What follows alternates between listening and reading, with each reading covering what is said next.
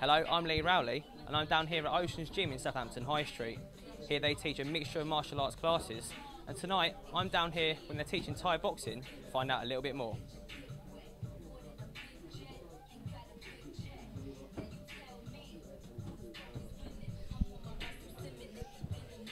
Thai boxing, also known as Muay Thai, is a martial art which originates from Thailand.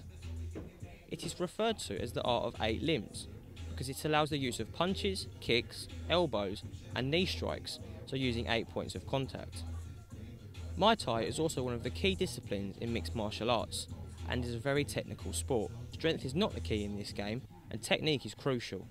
If the moves are applied correctly, it doesn't matter how big or strong you are, you can lose. Clinching, or chap ko, is also a big part of Thai boxing. Unlike traditional boxing, where fighters are separated when they clinch, Muay Thai fighters are not. Often it is these clinches where the majority of knee and elbow strikes are landed. Small amounts of stand-up grappling is allowed, and the fighters will try to escape by pushing the opponent's head backwards. In a traditional fight, there will be 5 rounds, with each round lasting 3 minutes, and a 2-minute rest period in between. The boxers must wear gloves, red or blue trunks, athletic cups to protect the groin area, and ankle caps.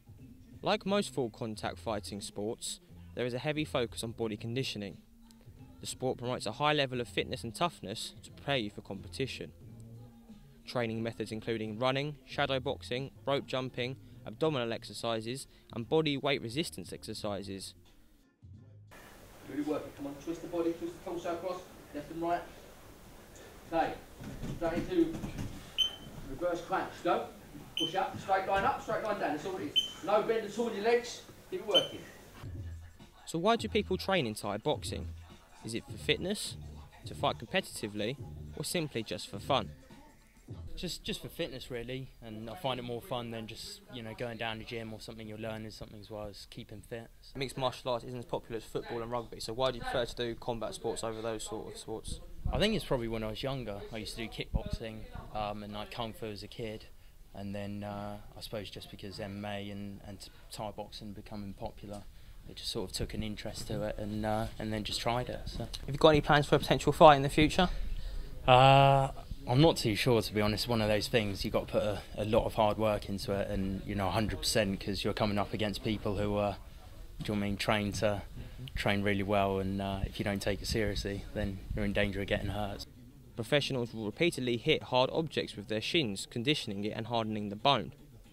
This is because Thai boxers rely heavily on kicks utilising the shin bone.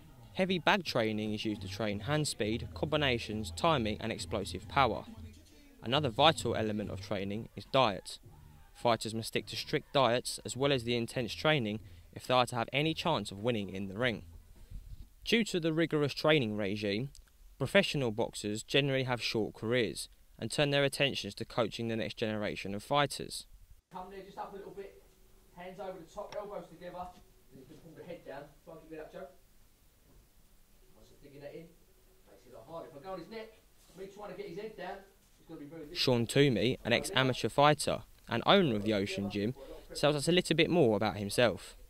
My background, I started in boxing 1976 in London for Fitzroy Lodge, then the Lynn, and then progressed on from boxing many years later to Thai boxing under Narong Sudzavat, Master Bob, famous fighter from Thailand. That was in about 1986, and then progressed on from there. From what we've seen, there's obviously quite a good standard here. You say you've got some fighters having title fights soon. Are there any that you think have got potential to push on? Yeah, I've got a real good young crop at the moment. We're rebuilding the fight team. Most people do it for fitness and self-defence.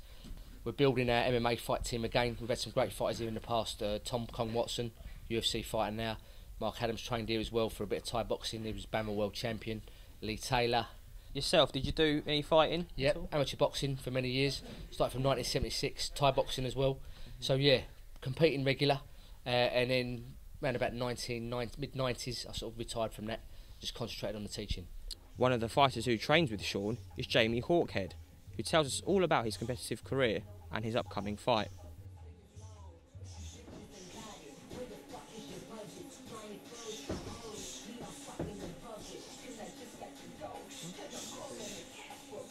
Was B-class Thai, which is knees to the head, no elbows, It's pretty high standard, professional.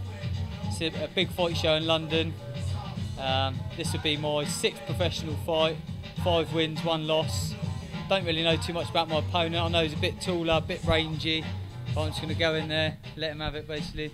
Generally I'm a dominating fighter. I'll just go in, all guns blazing, sort of overpower most of my opponents. So yeah, that's pretty much my game plan. Go in there, do the business. When you beat him, Yeah. what's your plans for the future? Any more fights? Any title fights? Move on to my next fight. Hopefully on the 24th of April, got an English title fight on Sean Toomey's show, War on the Shore. So yeah, bring on the training and the next fight. Sean is also involved with a promotion company, and there will be a capital punishment event held at Oceana, Southampton on Sunday, April the 21st. There will be a range of fights covering Muay Thai, MMA and boxing. Competitors will travel from up and down the country to compete, and even Dutch fighters from the famous Mike's Gym in Amsterdam will be in attendance. So that's just a little insight into the world of Thai boxing. If you want to get involved, come down to Ocean's Gym or contact Sean Toomey, and maybe one day you can get your face up on the wall.